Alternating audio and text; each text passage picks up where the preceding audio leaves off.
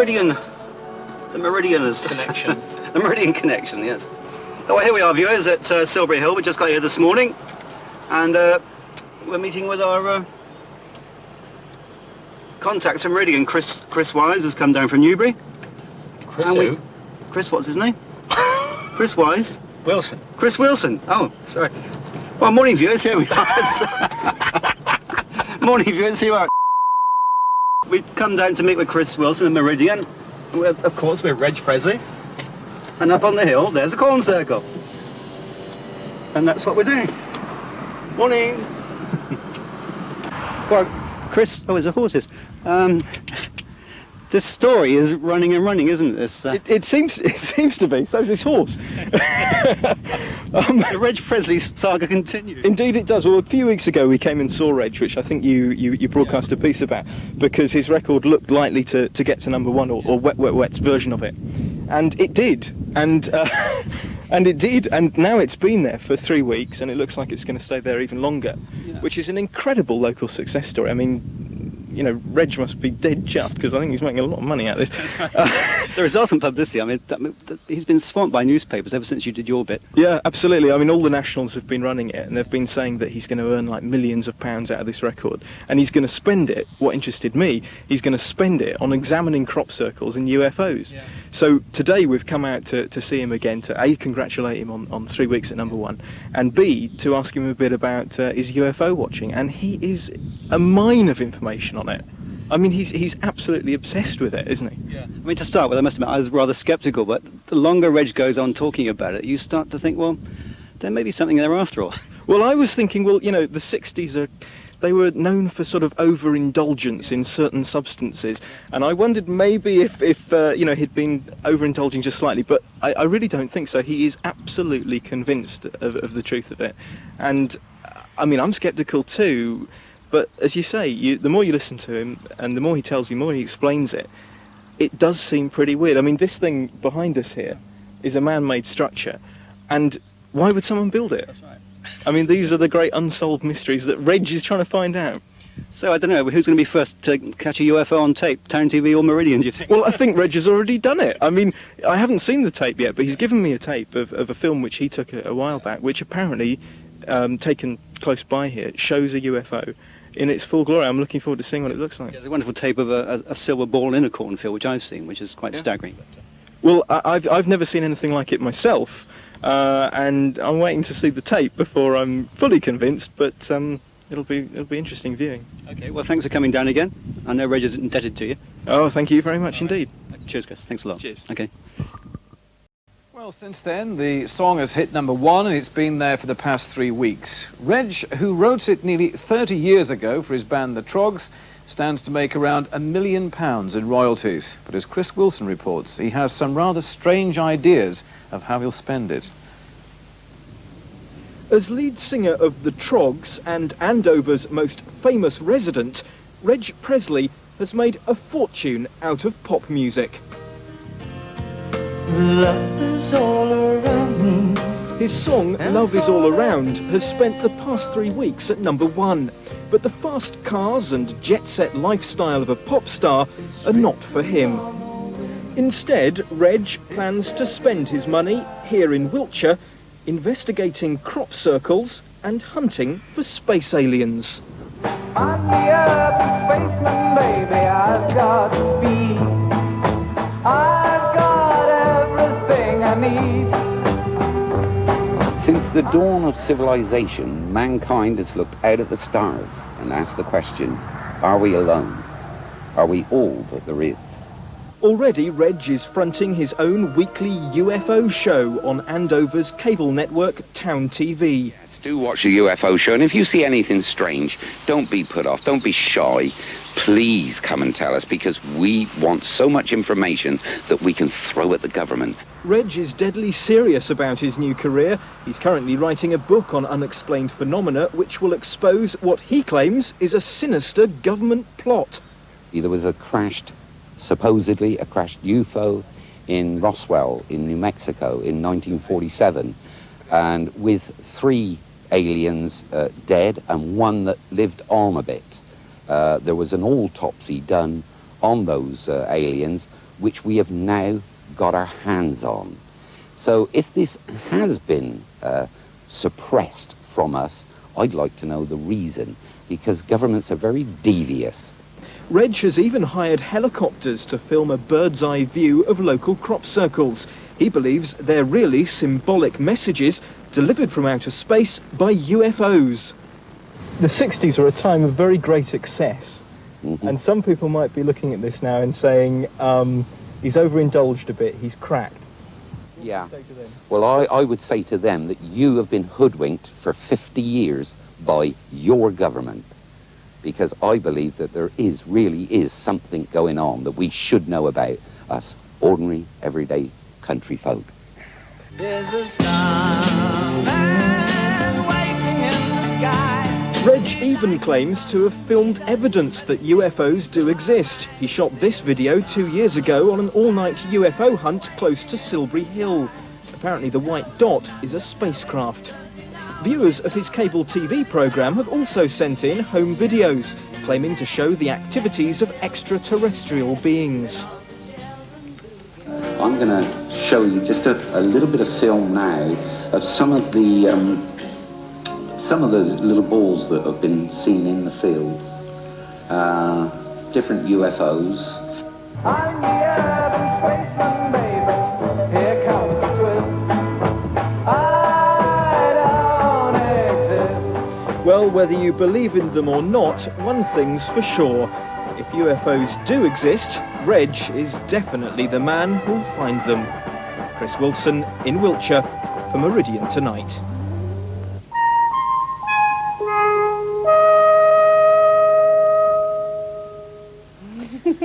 I have to say that some of those, I mean, some of the things are obviously difficult to explain, but I'm not sure about the They white are. dot in the middle of the screen. I know, that was a bit of, it could have been a plane or something. Didn't it? It could have been a plane? Well, I don't know, I get the white dot when I turn my TV off at night. So It could have maybe been it's the that, same couldn't thing. it? Anyway. Well, hi viewers, it's very hot out in Andover today, but we're stuck in the edit suite as usual. Steve and I are working away. That was Meridian actually looking at us, looking at them, and it was quite interesting to get Chris Wilson down and all the team, and I hope you enjoyed that clip from Meridian News. Anyway, you're back with TownTV now, and Ross Mallock was able to come back this week. He made some really good songs up for us earlier in the year, but he's actually written a super one now about Andover and the town centre. As you know, Andover's, I don't know, it's been in the news that the town centre is a ghost town. Are people leaving? Anyway, let Ross finish off his story for you. Thanks. Ooh. Hello again. I'm sorry that I haven't been here for a week or two to give you your weekly song about what's going on in Andover, but it's an exception this time because last week that was something special. One little headline here: Test Valley worst fears confirmed. Test Valley Borough Council's fears that its go-it-alone plans have been snubbed was confirmed last week. Superstore plan goes to appeal. This is all about Safeway, who wanted to build a superstore in Charlton. Councillor Brian Palmer said, this is all about keeping the commercial centre of Andover alive and kicking. You may have seen some of these billboards saying, Centre of Andover dying. Well, I have a cool song here entitled Ghost Town, so I'll put on my cool shades. You still there? And my cool hat. We'll sing a little cool song.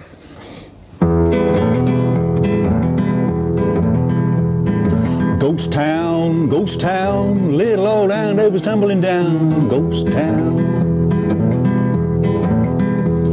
It's high noon in the high street down Western Avenue. There's a hush from Picket Peace to Anna Valley. There's silence in the Guildhall and the Chantry Centre too. The tumbleweeds are tumbling down the alley. No trains are at the station since the railroad struck last week, and commuters dropped their Levi's and wisely turned the other cheek. Ghost town, little old Andover's tumbling down. Ghost town. From Portway to the Ring Road, no stagecoach runs today. The 303's coned off, which just ain't funny. Those offices at Beechhurst to Test Valley's great dismay may go to any guy who's got the money. If we're not very careful, then this little old town may die, a victim of the planners, and brother, let me tell you why. I was born in a rover car. I don't know where the hell we are, but here we are together. The parking too is free. My trolley's full, me credit card, the missus, kids and me. I don't know when I've liked it more. I love my superstore. Ghost town, little old Andover's tumbling down. Ghost town. There's gotta be a safe way to plan our shopping sprees before we reach the ending of our tether. Considering our car parks and factors such as these, we've simply gotta get our act together.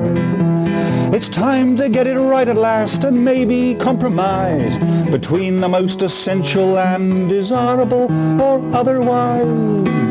Ghost town, little old Andover's tumbling down. Ghost town, Andover's tumbling down.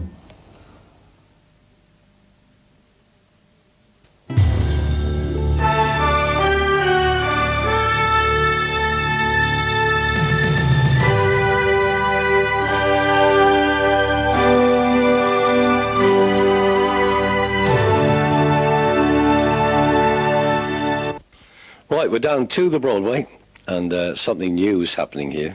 It's the only one in town. It's a mobile phone shop, and we came down to find out what was going on, because it's not another one in town. I know that it's something to do with Walworth, and we got Paul and Charlie to talk to us here. Well, we found that a lot of our business is moving towards the retail market.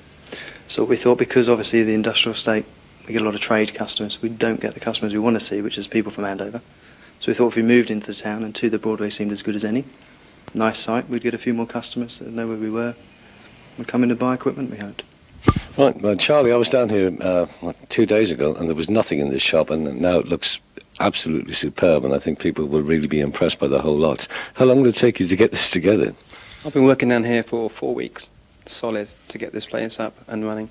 Motorola were down here yesterday, fitting the shop out, as you can see, as you've looked around here. They put in quite a lot of displays for us. Yeah. There was an awful lot of people, I mean, in the last few years, and I noticed a lot of people approach myself and other people around about buying phones, like out of the back of cars and things like that. Is this the reason that this is coming to fruition, this type of thing? Yes, indeed. What's happened is Motorola, Vodafone, want to encourage people to come to specialised Vodafone centres to buy their equipment. Too many people have been purchasing from suppliers who aren't specialised, who just do it basically for monetary reasons. We're here to give the backup and support after the initial sale, which is very, very important for someone who's paying a monthly line rental. Yeah, you got some special offers coming up, I know, to open the shop. Can you tell us something about that? Maybe Paul would like to say something about that, wouldn't he? Yeah. Well, you basically got on the day, which is obviously going to be on the Saturday, 25th, with the first 10 phones sold, we'll have free parts with them. There's about £90 worth of parts they're actually going to give away with the first 10. After that, for the next 2 weeks, there'll be special deals on phones. There'll be line rental at reduced prices from £8.50. There'll also be calls, but £10 worth of calls free, and up to £25 worth of calls free within that first 2 weeks, as long as they purchase within that time. And then obviously we'll have good deals all through the year anyway. Yeah, you're strictly a phone shop and nothing else.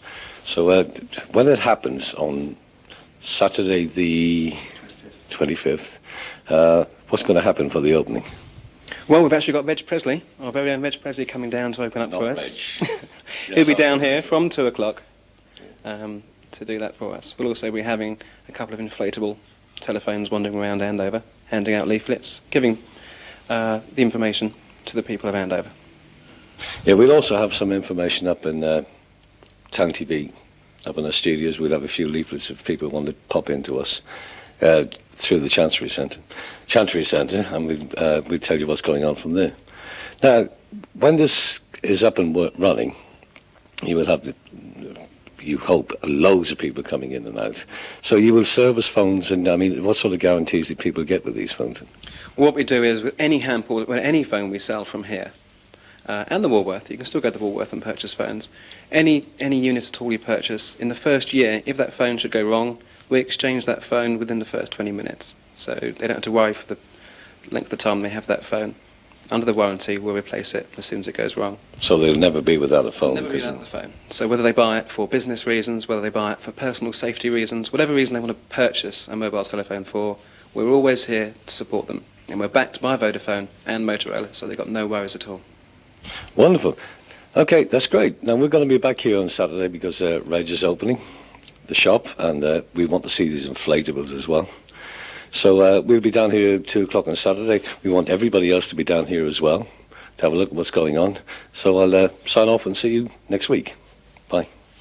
Well, hi viewers, welcome to the Chancery Centre. We're here with Herbie Clark. Now, Herbie, you're bringing somebody special down to the Cricklade on Tuesday, July the 5th. Tell me who it is. It's Frances M. Lynch. Here she is, right here. Would you believe?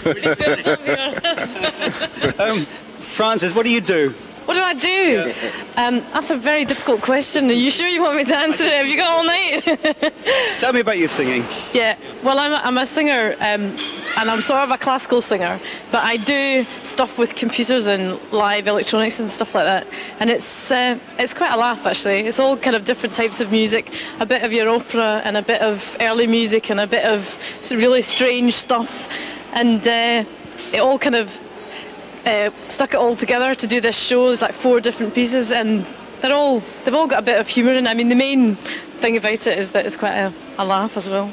How did you find the Cricklade Theatre? I mean, this man's fault, was it? Well, it was his fault. Actually, it's quite. I usually do these gigs abroad for like quite sort of serious contemporary music festivals. You've got an incredible list of where you've been: Moldova, Slovakia, France, Denmark, Sweden, Norway, Austria, Holland. Yeah, one or two places like that. A few interesting journeys on the way to, especially Moldova. My God, does anyone know where Moldova is? Where is it? Where is it? It's between Romania and the Ukraine. Does he book you into all these places or not? Yeah. Well, he's a bit mad. He books me in, and then he leaves me to get there, and you're kind of going. When you get, you have to change your wheels on the trains, to get to the other country. That's how it is. Do you go yourself? Quite a lot of places I do, yeah, but some of the places I have to not go because, like, the work I do. Because not only do I promote Francis, but I also write dance music. I promote opera companies. All sorts of things. So plus a composer, a classical composer as well. So I can't always go to the trips that Francis goes on. I have to stay back and do my own thing. Okay. So tell me what it sounds like. If you can describe in words. I wouldn't ask you to sing in the middle of the Chancery Centre in Andover, but wouldn't you? Oh well. Well, you can if you want to. Well, I've done funnier things. There's 4 different pieces, and they're all very different. The first one is actually an opera, and it's an opera in which it's like this wee BBC lady comes in to do our live broadcast. You know how they do the old? They're terribly nice, aren't they? They're terribly nice. It's that I can only do it in Edinburgh. Like Radio 4. No, not like Radio 4, which I love. You like the Archers, don't you? Oh, I'd watch the Archers. I've listened to the Archers ever since I was born, so I'm a great fan. But this wee woman comes in and she realises that none of the cast have turned up, right? So she has to do the entire thing herself. So it's like a kind of series of silly voices, for opera singers. So she does the kind of big soprano and the big alto and the big bass and the heroic tenor and all this stuff. And she has to do this kind of crazy thing where the Norwegians were coming over to invade England in 1066, and in fact got killed just before Willie the Conqueror came over and killed that Harold. So it's that story, and it's kind of, it's very silly. I have to say, it's very silly, but it's excellent music. It's actually by a Scottish composer. Isn't that funny? Isn't that funny? Isn't that funny? Called Judith Weir, and it's great music. And it's got a serious kind of point, it's about this war thing, the repetition of war and all that.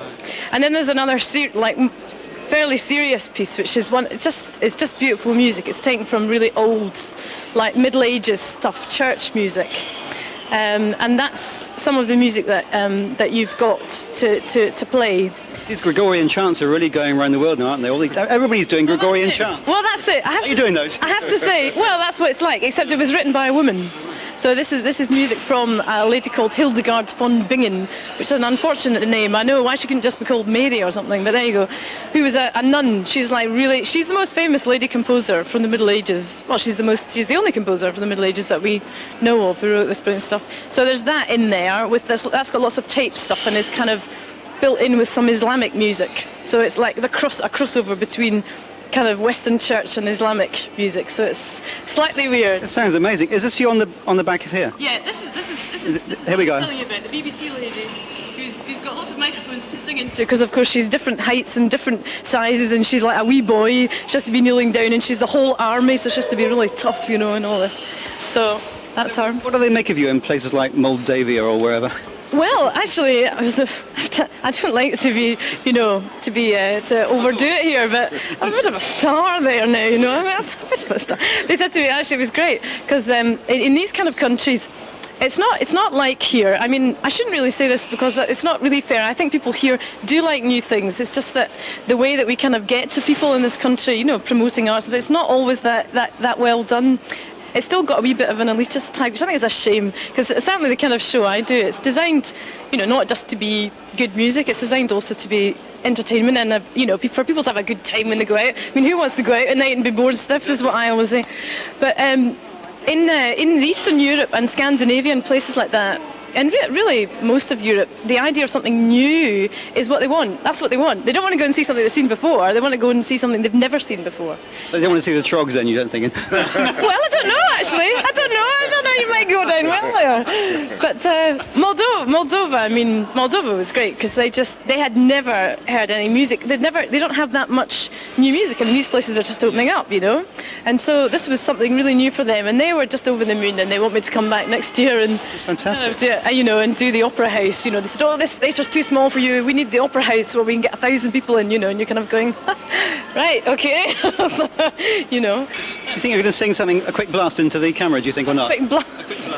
Oh, what? I don't know, of King Harold Saga, do you think, no? Or not? Well, perhaps not. It's up to you. I don't know. He'll do it. Yeah, ask him. He'll do it. He's great at singing. Well, I'll tell you what, we'll save it to the night. And now, Herbie, tell us when it is again. It is on July the 5th. And that is at the Cricklade? Yeah, Cricklade in Andover, which is where we are now. That's right. 7 o'clock, I believe it starts, or 7:30. Yeah. So please come on down to see Francis Lynch. Okay. You won't be disappointed. Go, Francis, look into that lens again. Tell them when it is. It's on... It's the 5th of July, which I think is a Tuesday. 5th of July, Tuesday. 7:30 actually. 7:30. At 7:30, yeah. So you'll need to come, because it's a bit of a laugh. We'll see you there. Thanks for coming down to Andover this afternoon. Appreciate it. Thanks a lot. Thank you.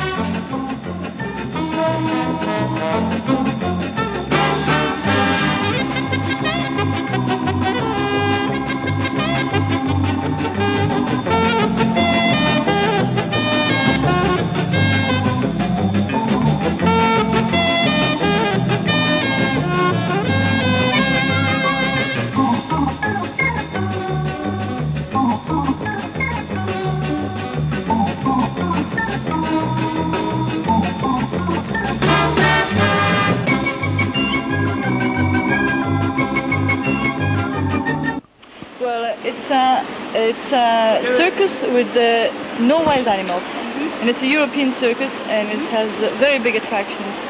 We have tumbling, traditional juggling, acrobatics, unicycling, foot juggling, which is Well, I'm one of the foot jugglers actually, and we juggle a very big table, which is quite spectacular to see. We have clowns, musical clowns, roller balancing, aerial acts, and a very nice trapeze act from Germany. Germany, Spain, France, England at the moment, and Italy. So how many years have you been doing this? Myself, about 12 years. I've always been in the circus, but I've been performing for about 12 years. And your family before you? Yes, my family. My grandfather my great-grandfather started our family business. I'm the 5th generation, and so is my husband. And is your husband here? Yes, he's here. He's juggling, and the other one is my brother. We do a very fast juggling act together, and full juggling.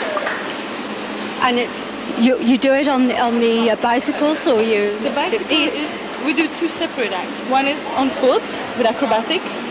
It's my brother who tumbles, and one is on the twig cycling. We do pyramids and stuff like that.